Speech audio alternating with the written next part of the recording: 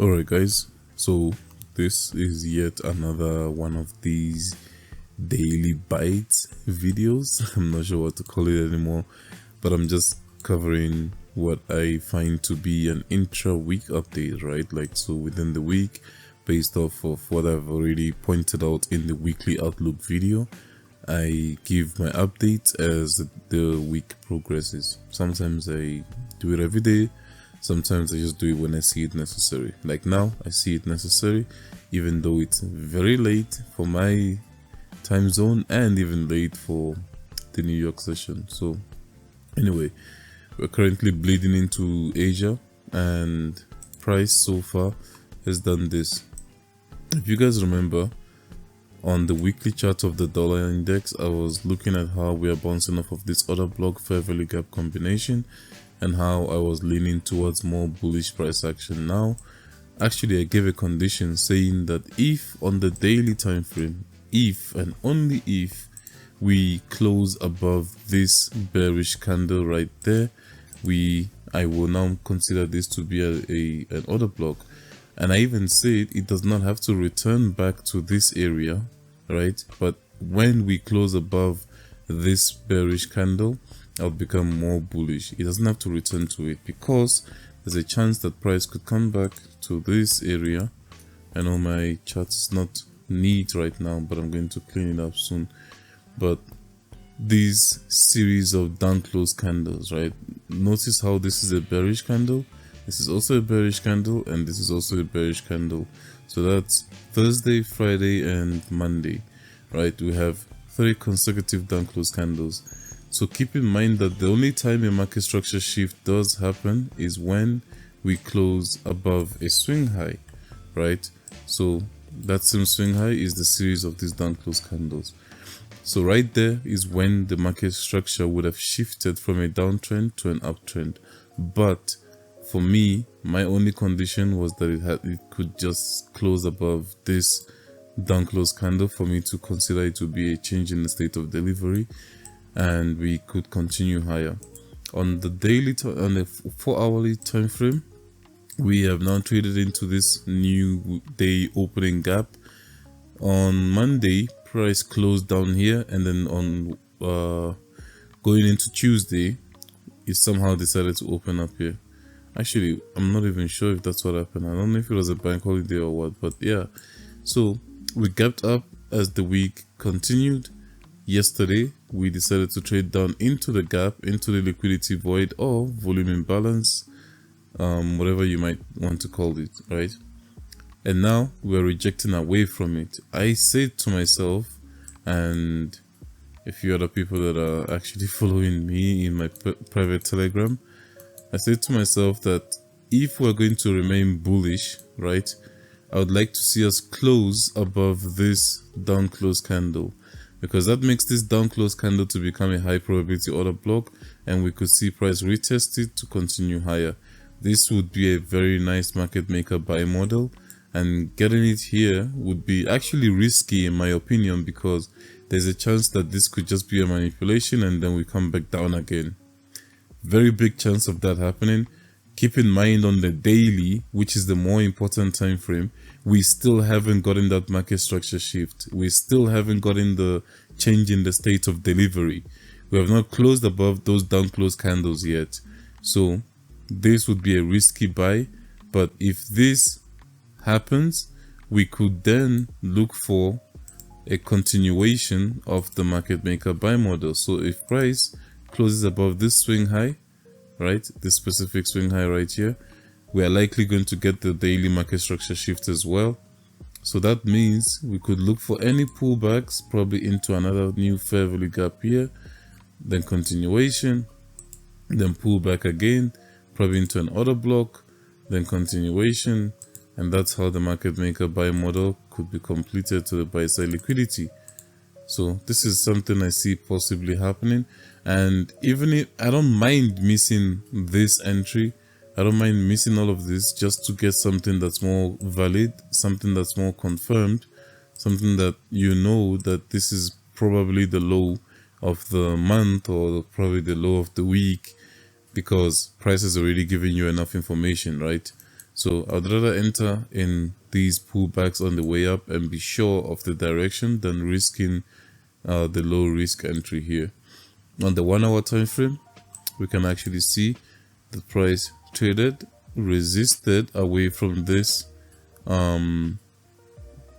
CB, wanted to use it to bounce down, but then price broke through and now it's an inverted gap. So just another key thing to note.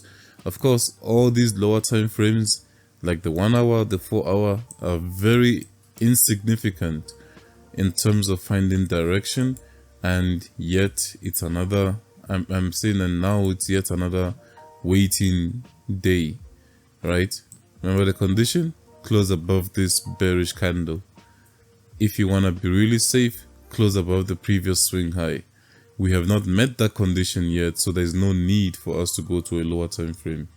So let's wait and see what today has in store for us. Today is Friday. We have a few red folder news events on euro and dollar, I believe.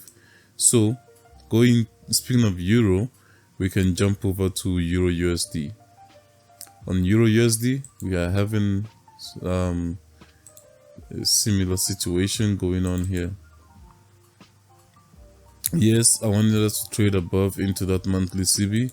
It would have been a spectacle to witness us reject away from the CB if we're going to continue selling euro USD. But there's no need for price to go there. There's no need for price to do anything you want. At the end of the day, price is going to do what it needs to do. It doesn't care about someone's specific stop loss or anything like that. But yeah, looking at the euro, right, on the daily time frame, on the way up, we created a BC, and then on the way down, we created a CB. I didn't highlight the CB, but I think you can all see it there, right? The space between this candlestick's low and that candlestick's high. So I saw this rejection when price pushed up yesterday, I could say. I don't know if I should consider this part of yesterday, but yeah, when price pushed up, took out the previous daily high on Wednesday's candle, and a rejection. I took that as a sign of bearishness. I took that as a sign of, okay, you know what, let's look at the IPTA data range. When everything fails for me, I just revert back to my IPTA data range. The IPTA data range shows us that we opened up right there in January the 2nd, right? That's the EQ line that you see on my chart. So far, what did we do since we opened? Well, we opened, traded lower, taking significant lows, and then traded even lower. So no matter how you want to slice it, we have now taken the IPTA 20 days low, right? At this stage, like obviously, yes, we've been trading lower. Obviously, we've already long taken the IPTA the 20 days low, but just for the sake of formalities, right? Let's put that in mind. We've taken IPTA 20 day look back low, and we are in discounts because we are below the EQ line, right? And price came, pushed up, took liquidity. What type of liquidity? Significant ones like the IPTA 20 days high, actually, to be sure that that's the case and not me just pulling up garbage out of nowhere. Let's measure it right there. Go back 20 days. 20 days is right there. So the 20 days high is this high right here. Okay, I don't know if we took the high. Okay, we didn't take the high. We barely took the 20 days high. Just there, we actually made relative equal highs with it. But either way, the point is the same. We've taken buy side liquidity, a significant high right there since we opened up in the month, and now price is rejecting away. So even if we're not going to be bearish, right, even if we're still going to turn around and become bullish, price could still do so from this discounted BC. Why this one? Because it's the only PDRA that I see with this other block on a daily chart that is below the EQ line.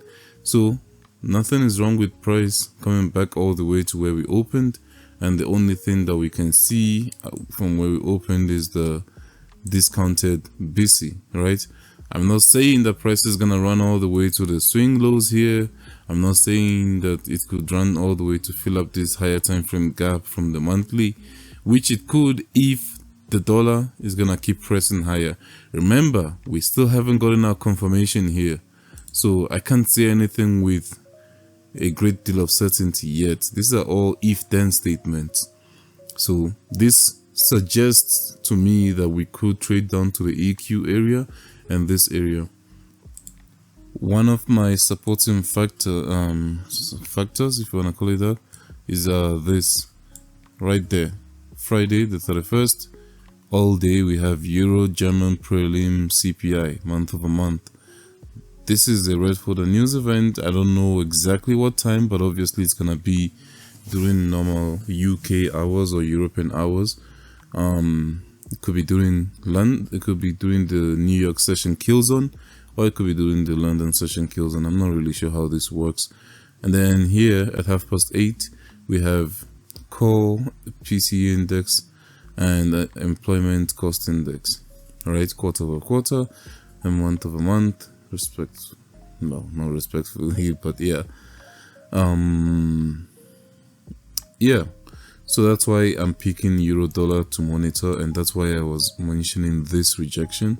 When we go down to a 4-hour chart, removing this for a second, actually we don't have to remove it, we can just redo it like this, because seeing this sweep of liquidity and tap into this, well, high time frame PDRA, in my opinion, was really clean. It was really nice.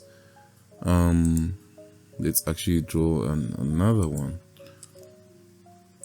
something really enticing that I would have taken it if I saw it in live price action, but I didn't see it, so I didn't take it. I didn't notice that such was happening. But notice what we have done so far this week. Okay, let's just label that as a sweep of liquidity. So far this week, we opened up right there on Sunday. This was where we opened up on Sunday, right there. Went down into discount, into this basic. Okay, I forgot to mute my phone, but this is unscripted, so please forgive me on this video. But yeah, so we went down to this basic rejection away from it, took the high, the previous weekly high, which was Friday's high, of course. We now displaced lower, creating this inefficiency, the sell side imbalance, buy side inefficiency. That's a CB, right? At the same time, creating an ICT breaker, because we have a high, a low, a higher high, then a lower low, right? When price came back to this fair value gap, we kept on acting as resistance, right? As a ceiling. It bounces up there, it bounces up there, it pushes away, and then finally right here, I think this was during the news that we had yesterday, we pushed up exactly to the ICT breaker, which is a unicorn entry actually, because we have a fair value gap with a breaker or with an order block. So this was really nice after taking liquidity, because yes, we've bounced up here multiple times, but we've taken enough liquidity for price to start rejecting and spooling lower. And now we can already see this candle, the purple one, the one that pushed up, right, to take liquidity, now becomes a potential bearish breaker. When we look at the wick to body area, we haven't closed below it yet, right? But if we could close below it, or if we could close below even this swing low with a solid body, then you could look for this area to be an order block. What I'm trying to say is, if we close below like that, right, when price returns to this highlighted area, you could look for sells. This is what I mean. So yeah, of course it could happen exactly at the body there, but anywhere between the wick to body region, that's good enough for me to look for sells, especially intraday. So okay, that's the second time. I apologize for that. I should have muted it the first time, but yeah, anyway, when we go down to the 1 hour time frame, we can also see how price is somewhat respecting bearish PDRAs. We have now created this, we created this CB, over there. We actually closed out of it, but we still closed down below it. After that, we are also now disrespecting bullish PDRAs. So this, for example, this BC is no longer being respected. We even closed below this swing low on the hourly. Of course, we still have this sell side liquidity, which is the previous daily low or the low of the week so far, right? We still have that as the next target, but in my opinion, I think we're just gonna spool lower during this Asia session, then continue even lower during London. And of course, I don't know what New York is going to do, but I expect it to go even lower than that, because when we keep going lower, we're gonna get higher USD.